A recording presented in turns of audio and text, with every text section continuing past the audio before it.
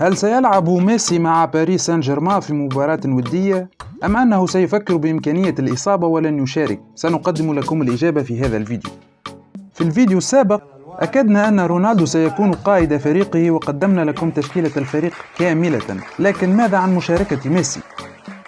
الحقيقة هي أن باريس سان جيرمان قد وقع عقدا للعب هذه المباراة، وسيتحصل بموجبه على مبلغ 15 مليون يورو، ويتضمن هذا العقد بندا يفرض على نادي باريس سان جيرمان إشراك كل من ليونيل ميسي، نيمار ومبابي ليتأكد بذلك مشاركة ميسي في هذه المباراة. لكن السؤال المتبقي، هل تكون هذه المباراة الأخيرة بين رونالدو وميسي، أم أننا قد نرى ميسي في نادي الهلال حسب الشائعات الأخيرة؟ والفرضية الأخرى هي انضمام رونالدو لنادي نيوكاسل يونايتد في حال ترشح الأخير لدوري أبطال أوروبا، وبذلك إمكانية المواجهة بين نيوكاسل وباريس سان جيرمان في دوري الأبطال. لا تنسى دعمنا بالاشتراك في القناة لمشاهدة المزيد ولايك للفيديو من فضلك.